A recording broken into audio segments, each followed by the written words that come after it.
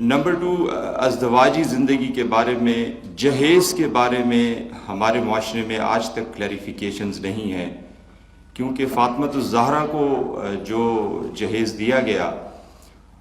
وہ حضرت علی رضی اللہ تعالیٰ عنہ کی تلوار کا بیچنا اور پھر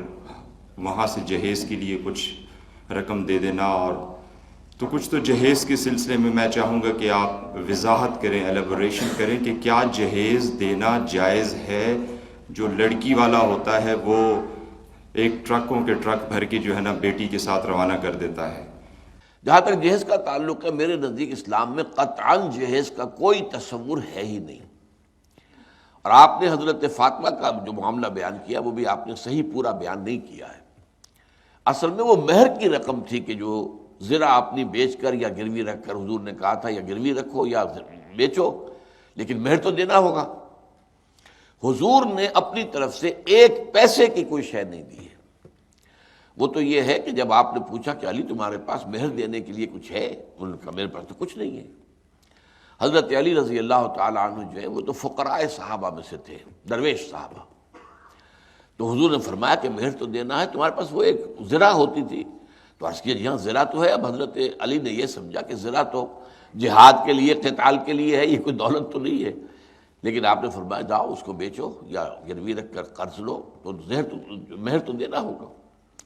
وہ گئے ہیں، انہوں نے اپنی زرہ بازار میں جا کے آواز لگا دی، یہ برائے فروخت ہے۔ حضرت عثمان نے خرید لی رضی اللہ تعالی عنہ، وہ 300 درہم میں یا 30 اشرفیوں میں، یہ مختلف فگرز ہیں،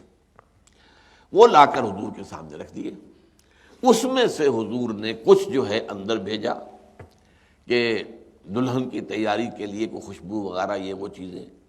اور کچھ سے وہ سامان تیار کر دیا کہ جو ان کے گھر کے اندر ضرورت تھی لازمی، بس وہ اسی میں سے، مہر کی رقم میں سے۔ وہ مہر ظاہر بات ہے کہ حضرت فاطمہ کی ملکیت تھا نا، اور حضرت فاطمہ کی ولی کی حیثیت سے اس کو استعمال کرنے کا حق حضور نے کیا، اپنے اوپر استعمال نہیں کیا، حضرت فاطمہ ہی کے گھر کے اندر وہ چیزیں فراہم کر دی۔ اپنے پاس سے کوئی ایک پیسے کی چیز بھی حضور نے نہیں دی۔ تو مہر کا تصور اسلام میں تو سرے سے، اس کا جہیز کا تصور ہے ہی نہیں۔ البتہ یہ لعنت ایسی ہے کہ اس کا ختم ہونا بہت مشکل ہے،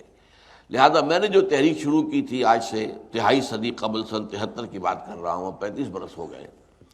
تو اس میں نے یہی رکھا تھا کہ نمبر 1 تو یہ کہ نکاح مسجد میں ہو، نمبر 2 یہ کہ نکاح کے موقع پر لڑکی والوں کی طرف سے کوئی دعوت نہ ہو،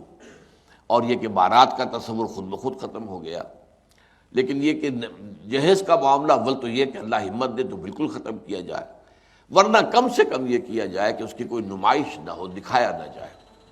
یہ بھی ہو سکتا ہے چند دن پہلے کچھ چیزیں جو بھیج دی جائیں، اور یہ بھی ہو سکتا ہے کہ وہ نکاح کے چند دن بعد کے کچھ چیزیں دے دی جائیں وغیرہ وغیرہ، اس لیے کہ اس کی جڑ بالکل کاٹنا جو ہے وہ ناممکنات میں سے ہے۔ لیکن بہرحال اسلام میں جہیز کا کوئی تصور نہیں ہے، یہ ہندوانہ تصور ہے، اور ہندوؤں کے ہاں یہ اس لیے ہے کہ ہندوؤں کے ہاں لڑکی کا کوئی حصہ وراثت میں نہیں ہے، ماں باپ کی وراثت میں لڑکی کا کوئی حصہ نہیں ہے، تو وہ یہ کرتے ہیں کہ جب لڑکی کو گھر سے رخصت کر رہے ہیں تو کچھ دے دلا کے رخصت کر دیں، دان دہیج جسے وہ کہتے ہیں، گویا کہ خیرات ہے، یہ لڑکی کا حق تو ہے ہی نہیں، یہ تو در حقیقت ایک خیرات ہے جو دی جا رہی ہے۔ تو یہ تصور ان کا ہے، لیکن ہماری ہڈیوں کے اندر وہ یوں سمجھیے کہ وہ داخل ہوا ہے۔